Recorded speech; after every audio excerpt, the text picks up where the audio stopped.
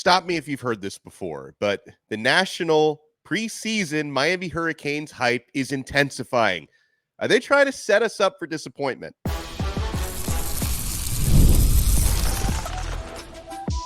You are Locked On Canes, your daily podcast on the Miami Hurricanes, part of the Locked On Podcast Network, your team every day. I am Alex Donno, University of Miami alumnus, co-host of Locked On ACC and writer for allhurricanes.com. And thank you so much to the everydayers for making this episode of Locked On Canes your first listen and your first watch today. We're available free wherever you get your podcasts. We're free on YouTube. We're part of the Locked On Podcast Network, your team every day. Today's episode is brought to you by GameTime. Download the GameTime app, create an account, and use code LOCKEDONCollege for $20 off your first purchase. Terms apply. We do this same show every year, where we talk about the preseason hype and whether expectations are going to match that. I will note that even if you compare Miami's preseason hype of this year to the last few years, I think it's even more intense because I think adding Cam Ward, who virtually every national analyst, rightfully so, is very high on. This is a super talented quarterback, adding Damian Martinez and so on. I think the hype heading into this season, also Miami's got on paper an easier schedule than they've had in recent years. I think this all aids into the hype, but at the same time, Miami fans, we have become conditioned to the idea that, and it's not just even the internal hype. I'm not talking about what, you guys say in my YouTube comments or what people are saying in the On3 and 24/7 or Canes Insight, Miami Hurricanes message boards. I'm not talking about the internal expectations, but the external expectations, the national guys who don't have an affiliation with Miami. Oftentimes, Miami fans have built up this complex like, oh man, the national guys are pumping us up again, and they're only creating this offseason champs narrative. So if we fall short of the expectations, we look even worse when the season is over. They're setting us up to clown us at the end of the season. I know there's a lot of that mentality coming from Miami fans. Now, the expectations that we're talking about heading into this season, I got an awesome question from a Locked On Canes insider named Hurricane Keys, who said, with all the preseason hype that's coming in from everyone from 24/7 to our dear friend Josh Pate, how does this make you feel as a fan? He says, I just know that with the offseason champs narrative that we have been called in the past, we have all been let down so many times, just trying not to get all worked up for a letdown. I need someone to help me. So our guy Hurricane Keys, he's seeking therapy. Okay, here's some of what he's referring to. Paul Finebaum, on the same day that Paul Finebaum trashed Florida State and said they don't belong in the top 25, which Miami fans chuckled at a little bit, Paul Finebaum from SEC Network and ESPN also said that Miami is underrated at number 19. He said, when asked who's underrated, I think it's Miami. He said they lost 4 games last year at the buzzer, one that the head coach, Mario Cristobal, simply gave away. He said, remember that game against Georgia Tech? Yeah, Paul, I remember that. Says they open up the season at Florida, and they're going to make Jeff Darlington of ESPN, who's a Florida graduate, a very unhappy man that first weekend. So Finebaum says Miami is underrated at number 19. Another national analyst, Joel Klatt, expects an 11-1 season from Miami. He said, quote, 10-2 is an underachievement for the Hurricanes. Mario Cristobal is under an immense amount of pressure with this roster that they have and the schedule that they face. This is an 11-1 team all day long. And you know what's funny? I've been a Miami fan my entire life. I'm a Miami alumnus. And when I talk about this team, a lot of Florida State fans, they come into our YouTube comments every day. They like to troll me, as the kids would say, and they accuse me of being a sunshine pumper. I'm a sunshine pumper when my prediction for the upcoming season is 10-2. Joel Klatt is giving you an 11-1 prediction from who's the sunshine pumper now? So 11-1 from Joel Klatt. Josh Pate from 24/7 Sports and JD PicKell from On3 Sports both predicted 11-1 for Miami. Pate said of 11-1, quote, that sends them to the ACC championship game probably. That may well lock them into a playoff spot regardless of what happens in the ACC championship game. I got very high expectations for that team this year. JD PicKell said that he thinks Miami's actually going to lose the opener against Florida, but then go on to run the table after that. So, all right, so if Hurricane Keats, if you're asking me, how to manage your expectations. I try not to be fan police. Like, I try not to tell anybody else this is how you manage your expectations. Like, whatever you want to do with that Hurricane Keys, if you think they're going to go 12-0, or if you think they're going to go, 5-7, if you want to set yourself up for that so that they'll, end up exceeding your expectations at the end of the day, do whatever you want to. But here would be my advice. Okay. Appreciate the fact that people like Finebaum and Joel Klatt, who I don't think these guys are traditionally very high on Miami. I mean, 4 or 5 years ago, Paul Finebaum referred to the Miami Hurricanes football team as a quote unquote third world program.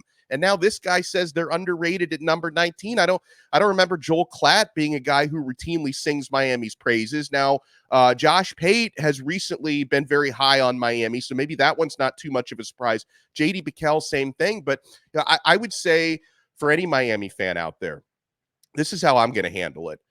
Appreciate the fact that these people who tend to have pom-poms for the SEC and the Big Ten are actually pumping up Miami. I think they believe in Miami's line of scrimmage on both sides of the football. We've had Pro Football Focus analysts on this show before. Dalton Wasserman, most recently, who told us Miami's got the best rated defensive line in the entire country based on their statistical metrics. People are rightfully so very high on Cam Ward. Cam Ward last season threw for more yards in 1 year than any Miami quarterback has thrown in history in a single season. Now, that was obviously, the Pac-12 where they didn't play a whole lot of defense, but Cam Ward could potentially come in here and set team records this season. Miami is the only team in the country with 3 wide receivers nominated for the most prestigious postseason award at that position. Miami's the only team in the ACC with 3 returning wide receivers with at least 800 receiving yards in a single season. And Miami, to what already looks like a pretty good running back room, added Damian Martinez to make it a superb running back room. So you understand why the hype is there. And I get it. You think, hey, if Miami, God forbid they lose 4 games this year, and then the Miami haters will come out and say, y'all see, you're the offseason champs again. That's what they're going to be saying in Tallahassee and Gainesville. The offseason champs, undefeated in July and August, but in September, you guys can't win. So, you don't want that to happen. But you have to appreciate the fact that Mario Cristobal, through recruiting and the transfer portal, is building this team, I believe, roster-wise the right way, building this team from the inside out. Miami on the line of scrimmage is going to be able to push most teams around that they play. I think there's really only 2 or 3 teams on the schedule that can match up with Miami physically in the trenches, which gives them a big advantage over the vast majority of the teams that they play. And let's all strap in and enjoy the ride. And, of course, based on whatever happens in that Florida game, week 1, Miami, loses in the swamp, which is a possibility that I am willing to concede that is a possibility. The negativity is going to be through the roof after that. But if Miami wins that game, you're going to start to see a lot of these 11-1 type predictions become intensified. So I would always tell you, don't worry about what the rival fans and the trolls and the haters are saying. Manage your own expectations, but maybe you do have some appreciation for the fact that some of the national analysts out there who historically are not very kind to Miami are actually starting to believe that this is the type of roster that can do big things and maybe knock on the door for that 12-team playoff. Speaking of expectations, I got a phenomenal question from one of our Locked On Canes insiders about fans making assumptions, Miami fans making assumptions about who's going to start and what the order of the depth charts are going to be. Because I've got some words of caution for those who think certain position battles are already decided, or you think who's going to start, who's going to be second stringer, etc. Some insight I have on that when we come back. I also received a great question I want to go over about which Miami team of history does this 2024 Miami football team remind you of? It took me about half a second to come up with my answer, and I will tell you which Miami team of old this current 2024 team, roster, and coach reminds me of. Folks, we're only getting started. You want to keep it locked right here on this brand new episode of Locked On Canes.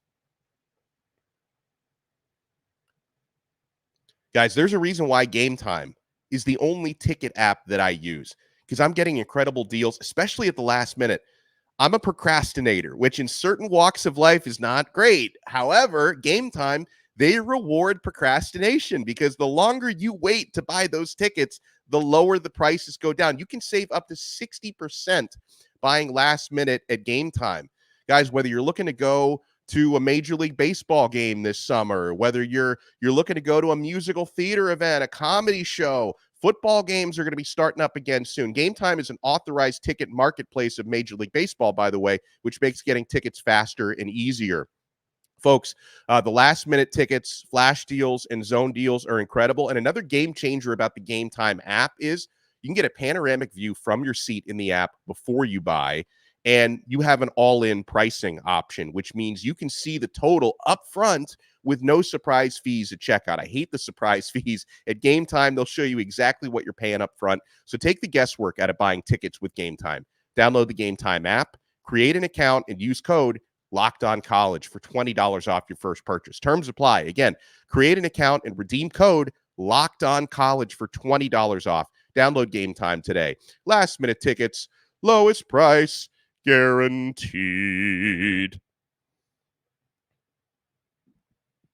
Thank you so much for making this episode of Locked On Canes your first listen and your first watch today. For your next listen, make sure you check out Locked On College Football. Spencer McLaughlin hosts that show, and I'm on the show today. I'm on with Spencer today, giving my preseason prediction for Miami. Spoiler alert, 10-2. I'm not quite as bullish as Josh Pate and Joel Klatt and JD PicKell, but I'm right up there, man. I think Miami's going to win double-digit games this year. I also helped them. I put my Locked On ACC hat on, and I helped them predict Clemson's record for the upcoming season. And we talked about surprise teams who are going to end up in that top 25 or even top 15 by the end of the year. So make sure you check out Locked On College Football.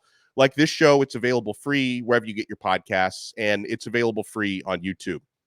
So we get a question from our Locked On Canes Insiders chat who says, why do people assume that Sam Brown, transfer wide receiver, surpasses Isaiah Horton, or that Jordan Lyle surpasses A.J. Allen on the depth chart? He says they're on the same team. The Canes win regardless. Okay, as far as yeah, I think it's just part of the game that preseason fans start to figure out, here's my depth chart, here's who I think is going to start. So many times we're wrong at so many different positions, but, you bring up a couple of guys who are either transfers in or, true freshmen. So I think sometimes we really make the assumption that the shiny new objects automatically win starting jobs. And when I say that, I'm not meaning to take anything away from Sam Brown or Jordan Lyle, who were the examples you used, because both of them to me are passing the fall camp eye test, right? When I saw Sam Brown for the first time, he's bigger than I thought he was going to be. I think he's listed at 6'2", and a lot of times a 6'2" listing means you're maybe 6 foot 6'1". He's every bit of 6'2", and he's quick in person, even quicker than he looks on film. And Jordan Lyle, coming out of St. Thomas Aquinas, the guy already looks like he's been in the strength program for the entire year when he didn't actually get to Miami in the summer. And I've seen him doing well in practices. So I'm not taking anything away from these guys. I have no reason to think they won't play a lot this year. But when you talk about the assumption game that we play, folks have to remember that some of these competitions for playing time are not going to play out the exact way that you expect them to. And that's fine for multiple reasons. One of these, the question hinted at, the best players are going to start, and the depth chart order is going to be based on merit. Like Mario Cristobal is not in the business of saying, you know what, I like you, so you're a starter. I think maybe you're not as good as this other guy, but I know your family, so you're a star. Nothing like that. It's strictly based on merit, and the players understand that. So obviously the fans win when the best players are getting on the field and earning that playing time. And then the second part of it is, guys, the depth charts and the starting lineups, these are fluid week to week. These players are going to be competing for playing time every single day in practice, every week heading into a game. And my hope would be that the competition on the field makes them all better. That's one of these things that happens when you've got a deeper looking roster that you've had in several years. It goes back to, some people hate when I throw out this phrase because it's so overused, but it applies here. iron sharpens iron. That applies to this situation that, the competitions are going to make these guys better in practice. And, maybe somebody didn't get a whole lot of PT in week 2, but by week 3, suddenly they're, a featured backup or even a starter. You remember last year, for example, by the end of the season last year, really by the middle of the season, guys like Ruben Bain at defensive end and Mark Fletcher at running back, they became starters. They weren't starters in week 1, but they both earned those jobs throughout the year. So you're going to see competitions like that playing out. There are competitions that are obviously going on as we speak. Samson Okunlola, the Pancake Honcho, he was available for interviews yesterday. We spoke to Samson over Zoom. He's, as we all know, he's currently competing with Matt McCoy for the starting left guard job. But I love this quote from Okunlola, who told us, quote, "My focus is not on starting. My focus is on getting better every day." That's what he told us. And yeah, I'm sure he wants to start, but he understands you've got to keep the main thing, that if you improve, if that's what you think about getting better each day, then the other stuff, the accolades, the starting jobs are going to follow. And I can't wait to see how that competition plays out. And you know what? I don't care who wins that competition. I just want the best left guard possible to be on the field.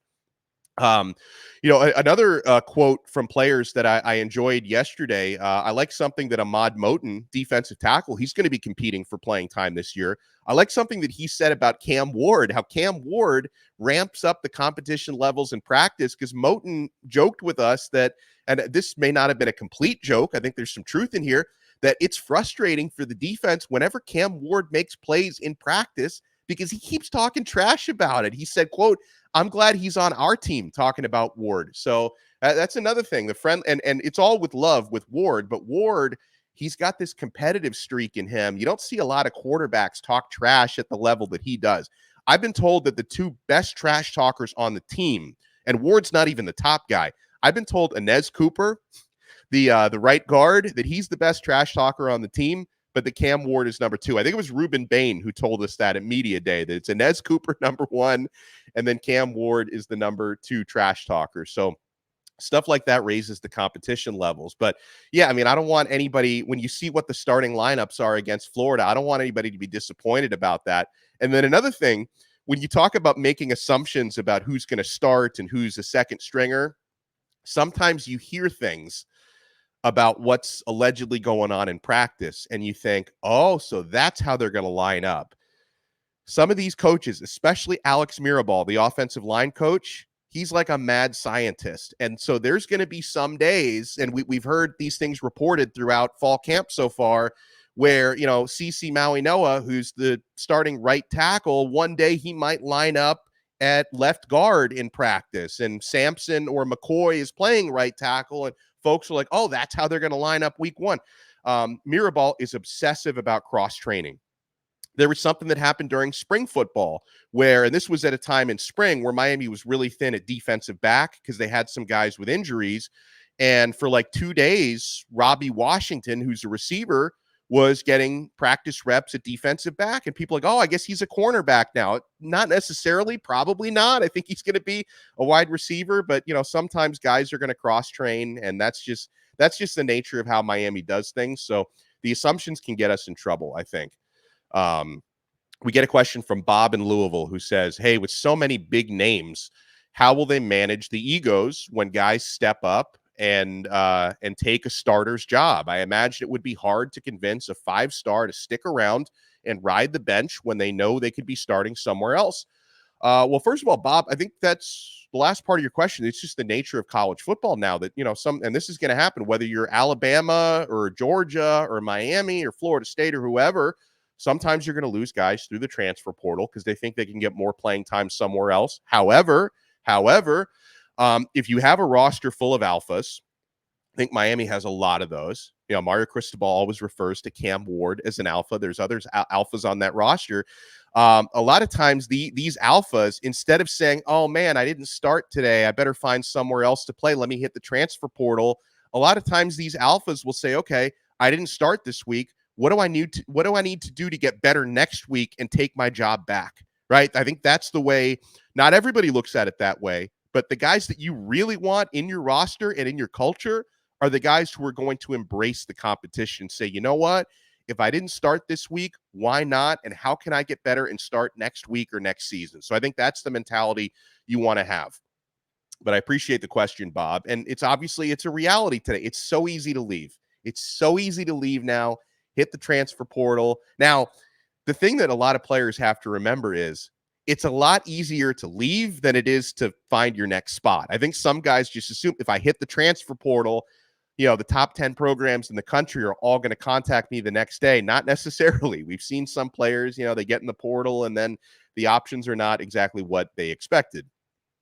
This is a similar question to the one that we led off with. With all the Canes news seemingly being positive of late, are there any areas we should be disappointed in, like position groups, players, coaches, facilities? So I love that question because it's like everything's too did the truth teller send in that question? Everything's too positive. We need to find something. I don't know if you're going to be negative on something. I wish we had our own stadium, right? I mean, I wish Miami didn't have to share their stadium with the Miami Dolphins. I guess that's something. But other than that, let's be glad the roster is deeper. I think Mario Cristobal has found a really good mix of assistant coaches. I think he's found a roster that seems really driven and self-motivated, and there's a lot of leaders on that roster. So let's be happy about that. Oh, man. All right, so we got a couple of really great questions that I want to answer. If I had to compare the 2024 Miami team to any past Miami team, which team would it be? I want to get into that. And also, somebody asked me about what I think are the toughest games on the schedule outside of the three in-state games, Florida State. And I'm glad you're not sleeping on USF either, because USF is not going to be an easy game on the road. Miami needs to take that game very seriously. So, folks, we're not done yet. You want to keep it locked right here on this brand new episode of Locked On Canes.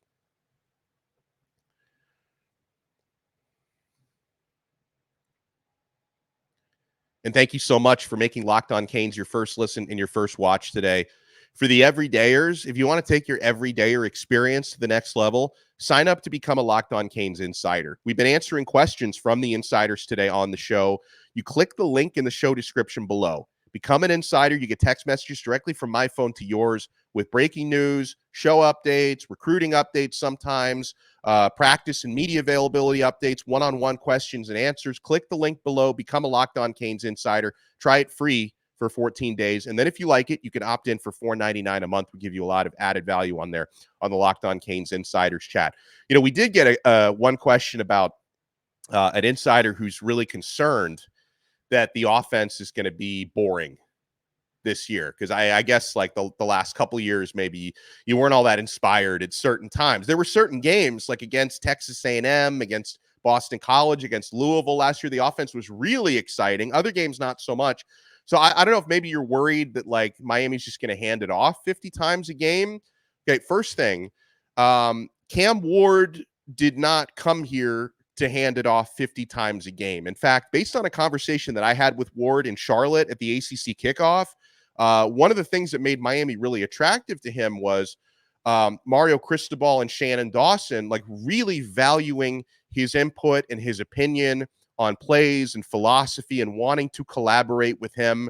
So, and again, like Cam Ward, this guy's a Lamborghini. Our guy Larry Bluestein always says, if you have a Lamborghini, you don't keep that Lamborghini in the garage, you take it out for a spin.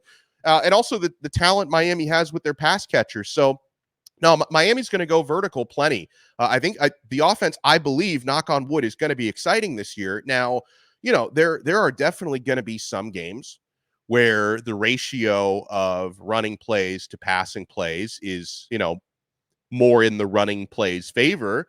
But listen, picking up first downs, watching Damian Martinez and Mark Fletcher run people over, that's exciting to me if that's what we see. So if there are certain games where Miami is able to impose their will on the ground, and by the way, if you have a successful running game, that's going to set up deep shots down the field, and I think Miami's going to take a lot of those. But if they do end up running the football a lot in certain games, as long as they're picking up first downs and scoring touchdowns and winning games, I'm happy with that. But no, long story short, I don't expect the offense to be boring.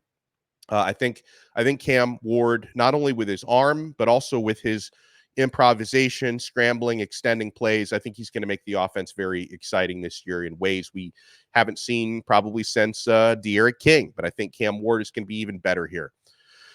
All right, get this question. If you had to compare this 2024 Miami team to any past Miami team from the top to bottom, meaning coaching, depth, leadership, talent, etc., which team would it be? I didn't hesitate in thinking I would compare this year's Miami team to the Miami team of 1999. That's when the talent was really starting to load up with Butch Davis's recruiting, and the team was right on the cusp of turning into a national powerhouse. They weren't quite there yet. They won 9 games in 1999. I do think they can win 10 this year, but the comparisons, you can go down the coaching staff to the roster. Butch Davis reminds me a lot of Mario Cristobal in many ways. And in fact, Butch was one of Mario Cristobal's mentors. Their approaches to recruiting are very similar. I'm sure Mario learned a lot of that from Butch.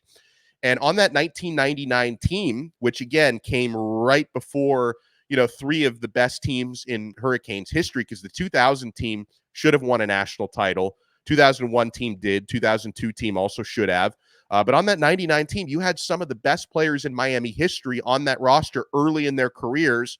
Bryant McKinney, Dan Morgan, Ed Reed. Some of these guys are Hall of Famers. Najee Davenport, Reggie Wayne, Santana Moss, Clinton Portis, Bubba Franks, Philip Buchanan, Mike Rumpf, William Joseph. Ken Dorsey was a freshman that year. He eventually took over at quarterback. And that's not, I could run through the whole roster. I'm sure there's more names on there that would blow your minds, but they were that team in 99. They were about to break out. And I think this year's team is going to follow a similar trajectory.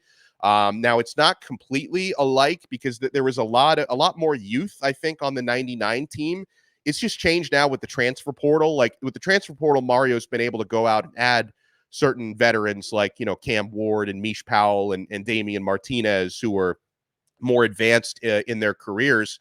Because you got also, Xavier Restrepo, who's been here, Kiko Mauinoa, Jalen Rivers, Mish Powell. So you have some, junior and senior leaders on the team. But I think the breakout young players, they really make me think about 99. I mean, Ruben Bain heading into his second year, Mark Fletcher, CeCe Mauinoa, Samson Okunlola, Ray Joseph, freshmen like JoJo Trader, Jordan Lyle, Damari Brown, Zaquan Patterson, Cameron Bobby Pruitt, Justin Scott, Marquise Lightfoot. I think players like these can help bring the U back the way that players on that 1999 roster did. So that's where I'm at on that. We got a question about, I like this one from, I don't know who this is from, but he says, outside of the 3 in-state games, which other 3 games would you say are the toughest on Miami's schedule? He says, I'm going Louisville. I agree with that one. Virginia Tech, I agree. But then he also says Duke. No, honestly, I can only go by what we see on paper. But to me, there's at least 2 other games that should be harder than the Duke game. I don't think Duke's roster is very good this year. We'll see how Malik Murphy does at quarterback, but losing Riley Leonard was seismic because he was such a focal point of their offense last year.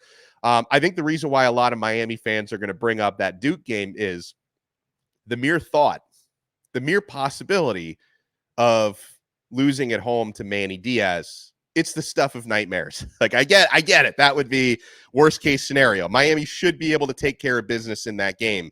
I would think that Georgia Tech on the road, and not just because of what happened last year, but Georgia Tech's got an excellent offense. Hopefully Miami can exploit their defense in a way that, they didn't last year, but Georgia Tech on the road. And also, I'm not sleeping on Cal on the road. That's a tremendous road trip. Miami hasn't traveled that far for a regular season game since they went out to Washington in 2000, and they lost that game that kept them out of the national championship that year. So, and Cal is a talented team. So I think that's going to be a tough road trip. So I do think that there are a couple of games that look tougher than the Duke game, but I agree with you on Virginia Tech and on Louisville. I think that those are two of the toughest games on the schedule, along with obviously Florida State, Florida. And I'm glad you're not sleeping on USF, because neither am I. All right, we got a lot of questions we didn't get to. Let me get to this one, because this one has been asked a couple times, and I keep not getting to it. Cat5 Kane says, hey, yo, Donno, does the hiring of Coach Sullivan Miami brought him in for the extended coaching staff, improve our chances of landing Jamie French. I mean, it can't hurt. I mean, Coach Sullivan has coached Pro Football Hall of Famers at wide receiver before. So, yeah, I'm sure you make that as part of your recruiting pitch to Jamie French. We got Jerry Sullivan now on the staff, and analysts are now able to actually work hands-on in practice with players, which wasn't something that they were previously allowed to do. I'm not sure if they have any sort of personal, maybe I'm wrong about that. If Jamie French and Coach Sullivan have like a personal connection, I'm not aware of one, but if I'm wrong about that, you guys let me know. But definitely bringing someone in of that caliber cannot hurt. Oh, and one more thing. This morning, I got a text this morning. And by the way, excuse me for wiping my nose. I've got a cold. I feel terrible, but I'm hopped up on cold meds. I don't know what I've got, but I feel like death right now. But, someone in the insiders chat sent me a message this morning that says, "Hey, Donno, they're worried about you on the message boards." I'm like, why? So I find this thread on Inside the U, Miami's 24/7 message board. The thread is called Donno, and the poster says, "Guys, I'm worried about him. How long is he going to film episodes from that weekly rate motel? Anyone know why his wife kicked him out? Seems like a great guy." So I think I've said this at least once on an episode. I don't know if I said it. I think I said it on the insiders chat as well. My wife has not kicked me out, nor has she left me. I wouldn't blame her if she did, but no, we're still happily married. So the reason why I'm in your words, a budget rate motel, I'm actually in an Airbnb. So we sold our house a week ago, but we don't close on our next house until August 19th. So I'm in. Bruce Warner jokes that I'm in a halfway house. Like we're in an Airbnb until like August 20th. I think is when I'm going to do my first show from the new house. But in the meantime, the Wi-Fi in this Airbnb sucks. The only place I can do a show from is the dining room without losing my Wi-Fi signal. My green screen, where I have the indoor practice facility background, my green screen's in storage because it's a giant thing. I didn't want to unload it in an Airbnb, and I didn't want to set up like my other microphone equipment, because to set it up in a house I'm going to be at for 2 weeks, I'm too lazy to set something up and then tear it back down. So yeah, the reason why I'm in the budget rate motel is because I'm between houses, but eventually I do want to, in the next house, I want to try to build like a more elaborate set. I'll probably experiment with that for a couple weeks, and you guys can tell me how it looks. So thank you so much for making Locked On Canes your first listen and your first watch today. If you're watching us on YouTube, smash that like button, hit that thumbs up. If you're listening to the audio version, make sure you subscribe on Apple Podcasts, Spotify, the Odyssey app, or wherever you get your pods. And make sure for your next listen, you check out Locked On ACC. Kenton Gibbs and I take you around the conference, and we talk about all the big stories in the ACC. We'll talk to you guys next time on another episode of Locked On Canes, part of the awesome Locked On Podcast Network. Your team every day.